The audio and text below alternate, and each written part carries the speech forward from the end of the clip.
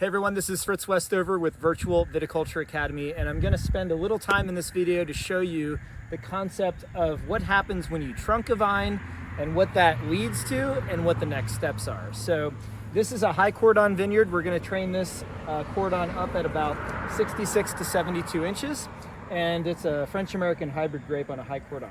So the trick is, if you can get thick enough wood the first year or second year, usually you're very lucky to be able to trunk a vine the first year, but on the second year, you should be getting a trunk if you do everything correctly.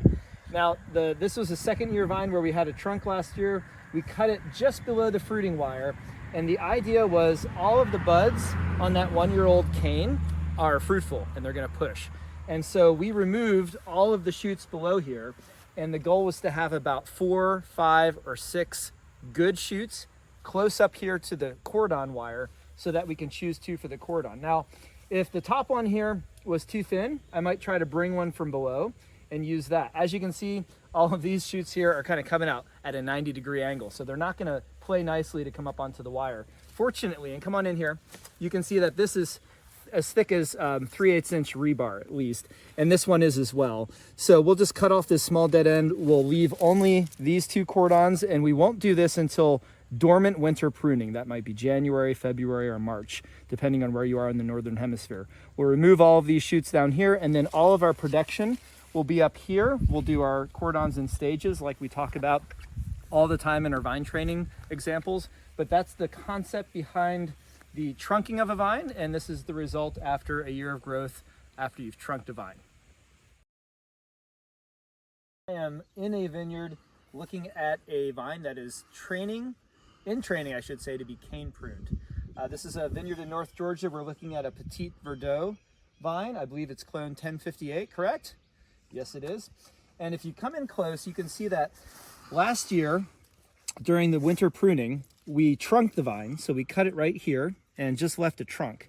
It actually took us 2 years to get the trunk. You can see our first cut was made here. We got partially off the ground, and because the wood was good size and they wanted to be able to spray herbicides, they kept that. They then grew the second section the second year, and in the third year, which is what we're in now, we grew shoots out of the top of that trunk because it was a 1-year-old cane wood that was growing there, and that is fruitful wood. So these buds grew shoots, and the shoots are now hardening and turning brown. And the goal here was to have about 4 or 5, in this case 5 shoots, because it's a pretty high vigor site. And by having 5 shoots, not only can we keep the fruit on them if the shoots are indeed long enough, and if you look here, the shoots are definitely long enough, 4 feet long. They even had to be hedged and trimmed. So the point is, while we're developing the infrastructure, which are these shoots down here that are going to become our region where we create our spur renewals and where we lay our canes from, we're also getting a small crop.